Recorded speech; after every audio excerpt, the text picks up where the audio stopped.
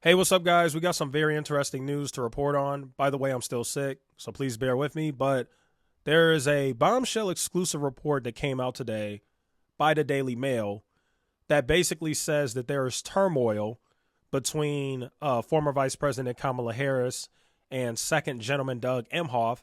Apparently, they are getting close or near a divorce. What's interesting about this is there have also been rumors about Barack and Michelle Obama that they may also get a divorce. Now, do I believe the Barack and Michelle one? I don't know about that one. This one, I more so believe this one. I'll explain why. Let's go ahead and actually get into the article.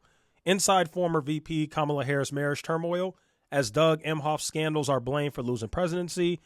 Kamala Harris was all smiles and affection for her beloved second gentleman Doug Emhoff in the immediate aftermath of her crushing presidential election defeat. But now that President Donald Trump has been sworn into office for sore loser Harris, it is now all about the blame game, and her target has flipped to her deadweight husband, okay? Obviously, the Daily Mail is pro-Trump and anti-Kamala, by the way they're writing this, right? And as she weighs her political future, maybe a 2026 run for governor of California, or another try at the nation's top job 2 years later, which, by the way, if she ran for president again in 2028, that would be an absolute disaster. That would just be stupid. She wouldn't win. Sorry, but I don't think she would win. One source exclusively told Daily Mail there's plenty of blame to go around as far as Kamala is concerned, and Doug has that to share. This is a quote here. Doug did Kamala no favors during the election. Frankly, he looked like a hypocritical ASS after the bombshells that he had got his child's nanny pregnant while married to his first wife and assaulted his ex-girlfriend on the heels of his I Am a Woman crusade. Okay, before we get to the rest of this article, part of the reason, because I know what you all are probably thinking, who the heck would trust the Daily Mail? That is a British tabloid. They're literally a tabloid. I get it.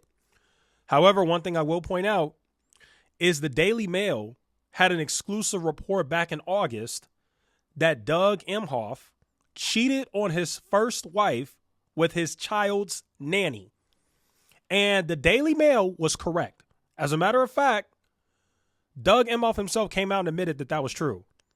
So the Daily Mail actually got that story right. Let's go ahead and read this article over here on CNN. Doug Emhoff acknowledges affair during first marriage after tabloid report. Vice President Kamala Harris's husband, Doug Emhoff, acknowledged Saturday in a statement to CNN that he had an affair during his first marriage after the alleged details of the relationship were published by a British tabloid, that British tabloid being the Daily Mail. During my first marriage, Kirsten and I went through some tough times on account of my actions. I took responsibility, and in the years since, we worked through things as a family and have come out stronger on the other side. That is the statement that Emhoff provided. The statement comes after the Daily Mail reported that Emhoff had a relationship with one of his then young daughter's teachers, which resulted in the end of his first marriage. Let me say that again. This guy is a scumbag. He cheated on his wife and had an affair with one of his young daughter's teachers. That's insane. The relationship and the circumstances around it were known 4 years ago to Joe Biden's vetting committee, as Harris was herself going through the running mate process before being picked for the ticket. A person familiar with the conversations told CNN. The person also said that Emhoff had told Harris about the affair well before they got married. The relationship ended years before Emhoff began dating Harris. The Daily Mail reported that the woman became pregnant and that, according to a close friend, she did not keep the child. Very interesting.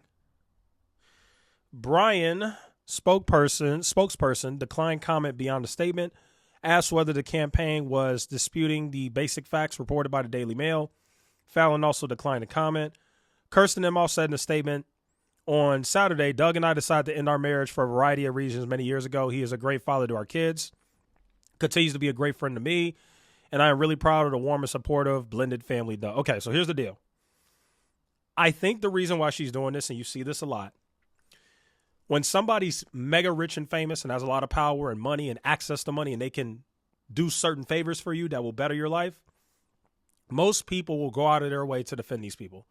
So even though he's an absolutely horrible person, it's more economically better for her to be cool with him and benefit from that in some way than for her to completely go against him.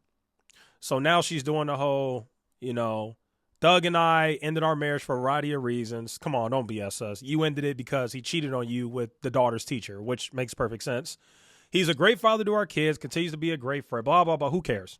He's a horrible person. Let's just tell it like it is. He's a terrible person. So that's what you got. Let's go back to this Daily Mail article. Despite the brave united front at the inauguration, those close to the couple believe that it's not all hunky-dory between them. And word is the husband of California girl Kamala has already signed up for a job with the Big Apple law firm, which will require them to split their time between New York and Los Angeles. So basically just a bunch of nothing about them meeting at the inauguration, blah, blah, blah. He's still wearing his wedding band. The couple left the Capitol building together, briefly shaking hands with Trump. But now that Harris has been defeated, she's reportedly looking to undergo a complete image overhaul to resuscitate her floundering political career, maybe at the expense of Emhoff. She plans to write a book, which could give her finances a multi-million-dollar boost. Yeah, of course she's going to do that. Most people who run for president have the clout that she does. She was the Democratic nominee. She's going to write a book, just like Michelle Obama did. Obviously, I know Michelle Obama wasn't a vice president or a political candidate. Michelle Obama hates politics. I get it. But Michelle Obama wrote a book called Becoming, and she made a lot of money from that. That's typically what these people do, especially the Democrats. They really do. I don't know why, but they really do. They write books, and they make money from it. Obviously, you got Melania Trump has like some big deal with Netflix, I think, too. So, at the end of the day, they use their political fame to capitalize on it and make money. But here's what I want to say about Kamala Harris. They're saying that she wants to repair her image. I don't think that's possible for her. I don't think it's possible to repair her image. She's just not likable. Some people got it and some people don't. Some people are likable and some people just aren't. Obama was likable. Joe Biden was likable enough to win. Obviously, he's hated now, but in 2020, he wasn't, and that's why he won. I kind of liken Kamala Harris to Hillary Clinton. I think Hillary Clinton was smart to never run for president again after she lost in 2016. Actually, I think she ran. No, she didn't run in 2020, did she? I don't remember. I don't know. This stuff was a while ago. Let me just look that up real quick, make sure I'm not just talking out my butt here. Did Hillary Clinton, I'm pretty sure she didn't run for president in 2020. Just got to make sure I'm right here. Okay, she didn't. That's what I thought. Okay. So Hillary Clinton didn't run. I think she was smart not to do that. Well, she really didn't have a choice because she was so unliked that nobody was going to vote for her anyway. You weren't going to beat Trump. You just weren't. That's why they went with Biden. They thought that Biden could beat Trump, and they were right. He did.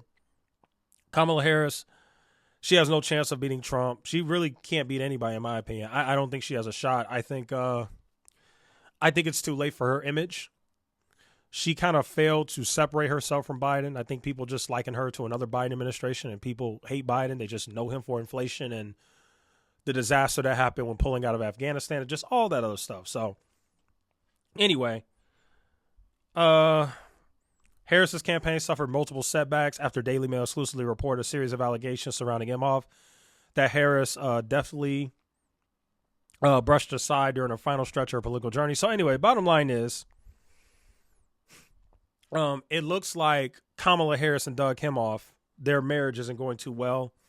The only reason why I do believe the Daily Mail here is because they reported certain terrible actions that Doug Emhoff did, and they were right about it. People wrote them off and were like, oh, this is BS, whatever, blah, blah, but it was actually true. Turned out it was true. And he actually had to respond to it and say, he had to release a statement to CNN and say, yeah, it happened. I did that. And so, yeah, very interesting stuff. Let me know in the comments. Do you think Barack Obama and Michelle Obama are going to divorce? And do you think that Doug Emhoff and Kamala Harris are going to divorce? Let me know. Anyway, just wanted to cover that real quick. Let me know what you think in the comments. Thanks for watching. See you in the next one.